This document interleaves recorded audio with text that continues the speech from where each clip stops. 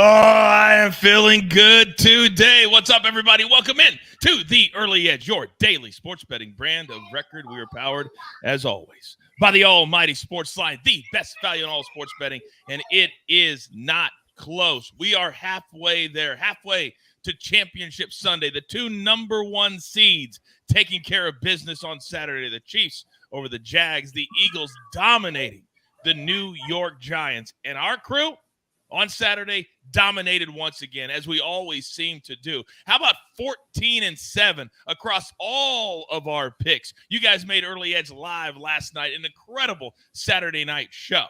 But today we've got another very special show because the start times are a little bit weird. So after the Bills and the Bengals do battle in Buffalo, we will have a 5:30 p.m. Eastern start, counting down to the 6:30 p.m. Eastern start for what I believe will be the game of the weekend, the Cowboys and the 49ers, live from the West Coast. So, on a big NFL Sunday, I got to bring my three absolute very best.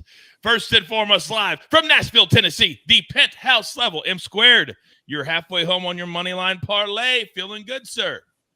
Yes, Coach. Halfway home on both of them. I have a separate one on just the Bills and the Chiefs to make that game in Atlanta happen that I'm planning to go to. So a little bit of a free roll situation on that one, but very excited for these games today. Yeah. Mikey's alluding to, if you didn't pay attention this week, if the Bills win today, the AFC Championship will be played in Atlanta next week. Now, next, he's been there since day freaking one. He is the OG of OGs. Maestro, Larry Hartstein, good morning. Good morning, guys. Great to be with you. On the road, family all around, a lot going on. I would not miss divisional playoffs. Looking at what the Eagles did last night and how dominant they are, I would say they would probably open -2 against the 49ers and probably a little bit over a field goal against the Cowboys. Okay, very, very good. A little futures on the hello this morning from the Maestro. Now, my man's got a look on his face this morning like he is ready to take on the world. RJ White, the stoic one. How you feeling today, big boy? I was feeling good until you called the 49ers Cowboys the game of the weekend. I mean, we got Bills Bengals if the Bills win, we set up that AFC Championship game on neutral field, like you said. But this is the rematch of the game that got canceled. This is a massive game, and we'll talk about how the line's moving. But I don't know if you can get any bigger than that game right there. Well, I agree with you. I didn't say it was the biggest. I said it could be the best. Those are two completely different things. But no disrespect to your Bills. We're fired up. So let's get into it. Storylines that could affect the betting lines today. And RJ is right. The Bills game is front and center. In our storylines, they will be front and center. 3 o'clock Eastern this afternoon. RJ, start us off. Yeah, this line opened 3.5. It's shot all the way up to 6. And the question is that because of Cincinnati's offensive line injuries? Everybody probably assumes that's the case. Much has been made of it. Jonah Williams and Alex Kappa both ruled out. They were ruled week to week to begin the week. And of course, they're not going to play this game. They joined Lyle Collins on the sideline. So a little bit of a mess there on the Cincinnati offensive line. But Buffalo was -2.5 in Cincinnati when these injuries weren't as prevalent. So why would it only be 3.5 when you flip the home field advantage? It doesn't really make too much sense. So there's some sense on maybe the sharps were just like, oh, this is a very valuable number to keep pushing this up. You'd probably expect the line to be Buffalo -5.5 or 6 in Buffalo, and that's what we got right now. So maybe that's what the market saw with the big move. I mean, I liked Buffalo earlier in the week when it was the smaller number. 6 is starting to feel a little pricey because we've seen Cincinnati has been able to overcome bad offensive lines in the past. You just look at last year in the postseason when they ran into the Super Bowl and they were not protecting Joe Burrow very well, but he was still getting it done and winning games. You're exactly right. Yeah, I'm staring at it right now. The total also is at 49 currently, juiced very, very little to the under. Now, Maestro, I'm staring at the Cowboys 49ers. It is 4-47 currently. And we talked about on the prop show on Friday specifically about CeeDee Lamb and what he would have to do today. What do you got? Very interesting when you look at what Dak Prescott had to say about CeeDee Lamb. He went back and watched that playoff game against the Niners. CeeDee Lamb was targeted 5 times. He had 1 catch for 5 yards. Today we see his prop juiced to the over at 5.5 catches, 75.5 yards. A lot has changed. Of course, Amari Cooper is gone, but it is the same 49ers zone-heavy scheme. CeeDee Lamb is the #1 receiver in the NFL against man coverage, but the 49ers play a ton of zone.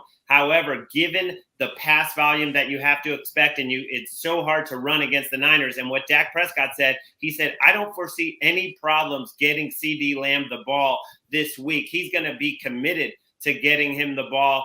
It has me leaning over, but I haven't pulled the trigger yet on CD Lamb. Are you saying over on CD Lamb or over on the game? Over on CD Lamb. All right. I'm leaning to the over on the game too. I really, really am. But that's not for here and now, because I am frustrated, M squared. Frustrated, I tell you. Last night, Raptors playing the Celtics, or yesterday afternoon, and who gets scratched literally moments before tip-off? The Raptors' best player, Fred VanVleet. Well, second best player. This is starting to become a real epidemic. It's becoming very, very frustrating, and it makes your storylines even more important every single day. Take us through it. Yep, starting the first game here, Pelicans, Najee Marshall is doubtful. We know Zion and Ingram obviously still out for them as well. For the Raptors that you just mentioned, Fred VanVleet and OG Anunoby both listed questionable here ahead of this afternoon game with the New York Knicks. For the Phoenix Suns, playing the Memphis Grizzlies once again. This game is in Phoenix. DeAndre Ayton listed questionable, did not give it a go last night. We'll see if he's able to tonight. Chris Paul listed questionable, could potentially return. Same for Landry Shamet. And then Cam Johnson, someone they got back recently, he is listed probable here. Still going to be on a minutes restriction, but he is going to play in this game. For the Denver Nuggets, Nikola Jokic, Jamal Murray, Bones Highland, all listed questionable for this game. We saw this in the past. Jokic missed the last game. They did this like a week and a half ago where he missed a game that allowed him to have 3 full days off. I think he probably gives it a go in this one, but something to monitor because before it was a wrist injury. Now it is listed as a hamstring injury for Nikola Jokic. So monitor that. On the Golden State Warriors game, TJ Warren listed probable, but it is interesting that he's on the injury report. Some of it's been rest. I think he gives it a go tonight in Golden State. And then, of course, LeBron James listed questionable on the road against the Portland Trailblazers. By the way, did anybody see the TikTok video of LeBron the other night when the guy was talking trash? Have you seen it yet? Oh, my gosh. So much went on in that game that we didn't see. Shannon Sharp, all that. Somebody was talking trash. I can't remember who it was. LeBron was like, I'm not having it. Literally took the ball out of bounds, went down and dunked on somebody. You saw that, right? Yeah, with Dylan Brooks. Yeah, that's what it was. Oh, man. I like that, LeBron. Give me more of that. All right, now, before we get into our board today, you know we have grown so big here at the Early Edge. We got to pay those pesky little bills. Here's a word from one of our incredible partners. Bring on the roars. Oh, yes. Come on. Right on it. Get in. Oh, yes. Major style points. There is no place like it. You will never see anything else like this in the world of golf.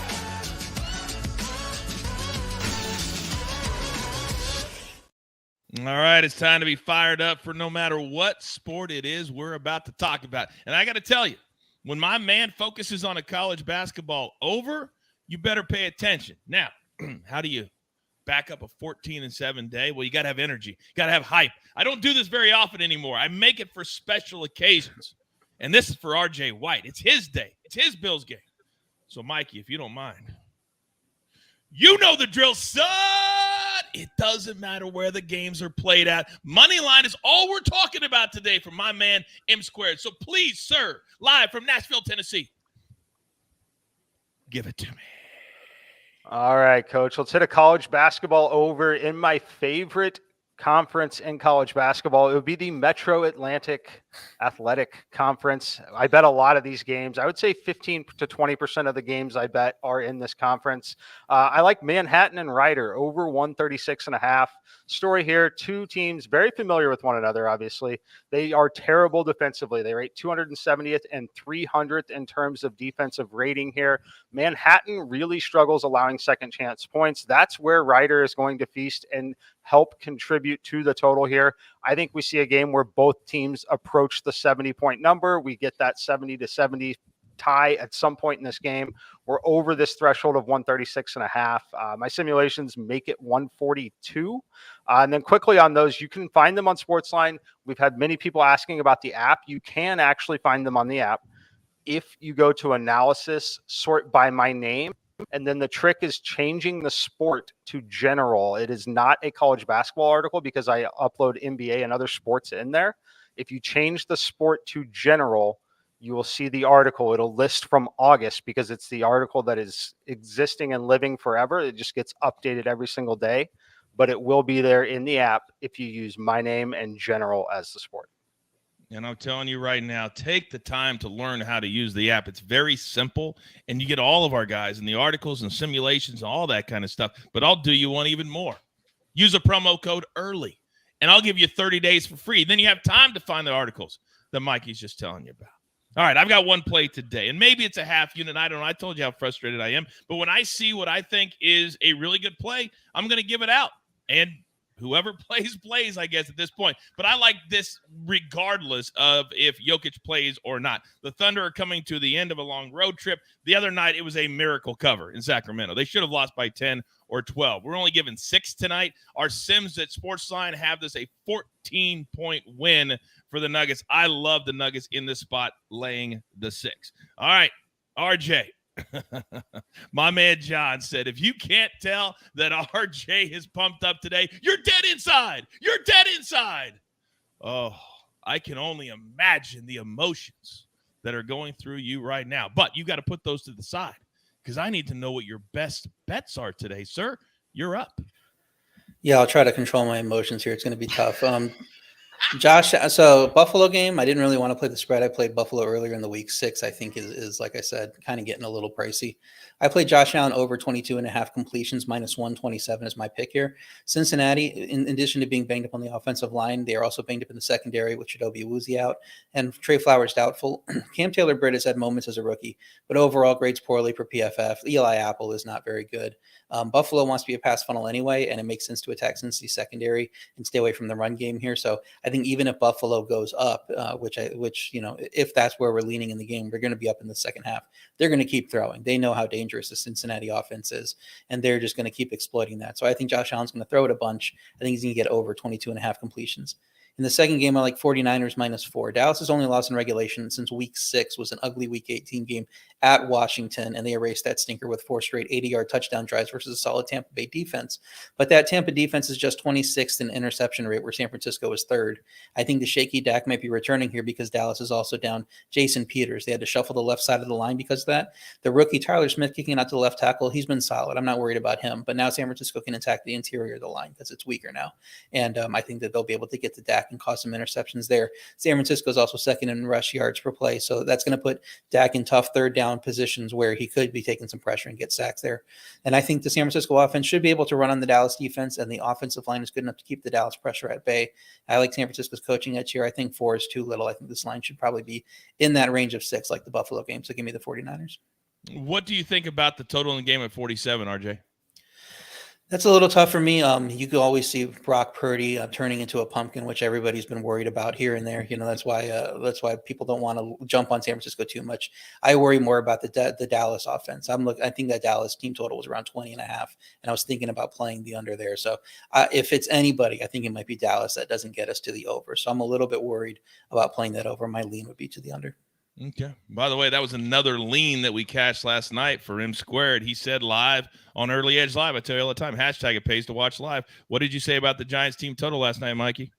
Yeah, we liked the Giants team total under because we liked the under in the game and the Eagles on the spread. So when you do the math there, that's the only way it can possibly hit. Thank you. Educate and entertain me. Listen to all of that and how it makes sense. You can't just look at recap screen. That drives me bananas. My guys are too good. All right, Maestro, we have arrived at that time of the show. You have been waiting. The floor is now yours, sir. Thank you, Coach. Both of my spread plays are up on this side. I'm going to give out a couple of props I really like today, starting with a guy who says he's the best receiver in the NFL, and that's Jamar Chase. He and Joe Burrow, they're going to be together forever, he said it, and I think today they're going to connect many, many times. You saw Tyreek Hill get 15 targets last week against this Bills secondary. And they only caught 7 because of who was throwing to him. Jamar Chase has Joe Burrow, and he also has a banged-up offensive line, which means a lot of quick throws to Jamar Chase, who can make something happen after the catch. He's gone over this catch prop 3 straight, 4 of his last 5, averaging almost 13 targets over his last 5 games. If you're going down, you're going to go down with your best player. This is plus money at MGM, plus 110, over 7.5 catches. And then in the late game, I'm going to a defensive prop. It's a little bit juicy. That safety for the 49ers, Talanoa Hufanga, over 4.5 tackles plus assists. The Cowboys will try to run the ball, even though it is not likely to be very successful. They will try, and this is the safety that plays in the box more than any other safety that the 49ers have. He's gone over this number in 7 of his last 9. He's all over the field if you've watched this guy play. And the Cowboys, if you look at the metrics, they have been giving safeties over 15 tackles per game. This is the guy who will be in the box trying to stop the run. I love this play. It is a little juicy, but that's why I tried to balance it with the plus money play. Oh, but today, when you only got the one game at the one time, the juice, Maestro. It's worth the squeeze. You're damn right it's worth the squeeze today. I'm fired up. I am fired up. Now, Mikey, let me come back to you. Now, you earlier in the week, you liked the Bills at minus 4.5, as RJ said. It's getting a little bit higher there at 5.5. Do you still like the Bills at this number today?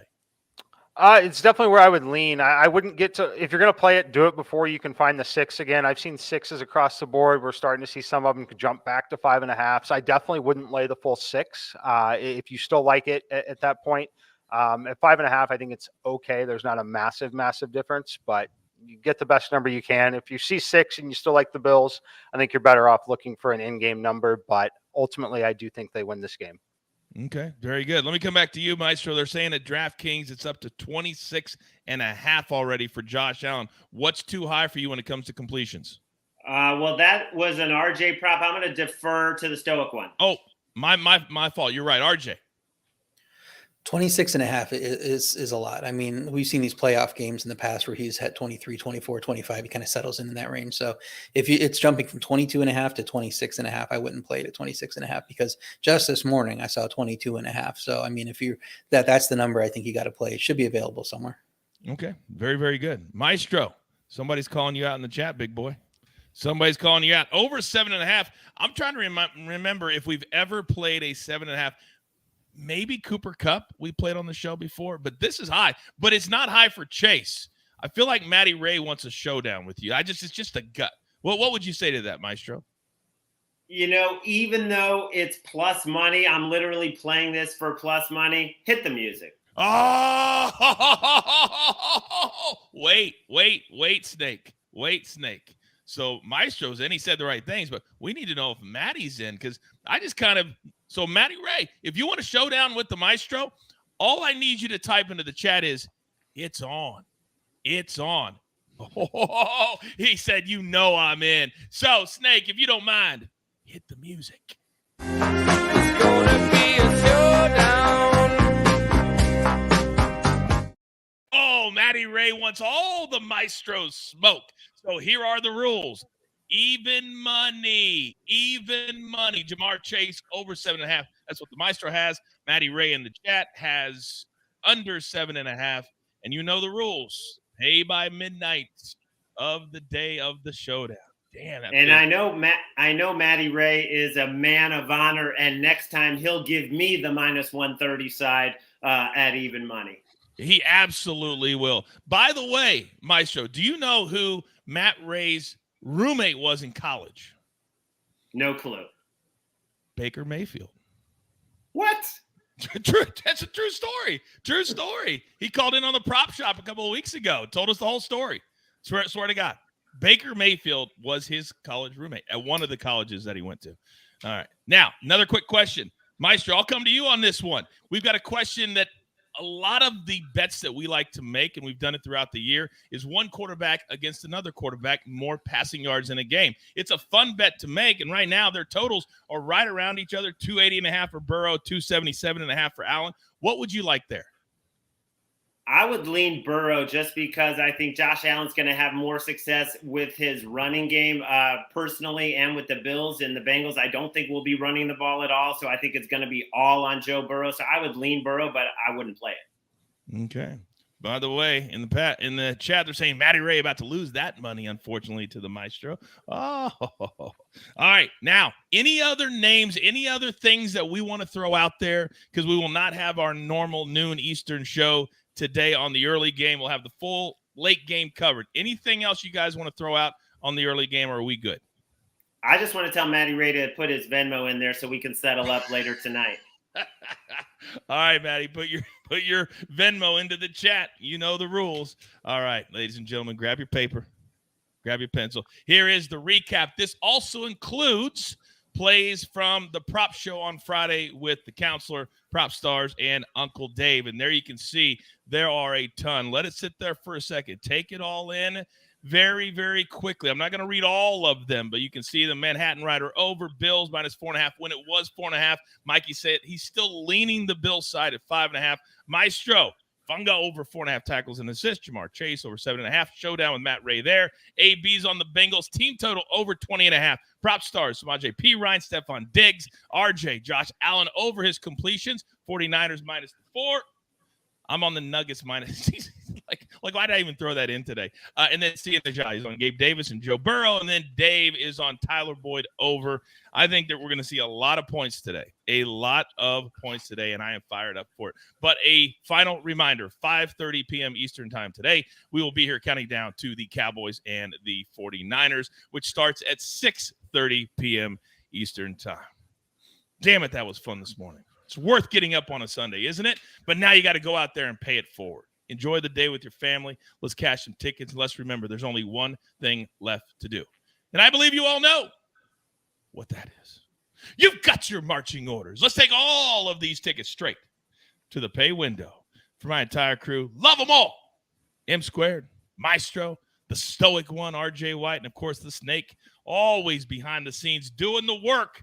We grind for you so we can win with you right here at the Early Edge. Good luck today.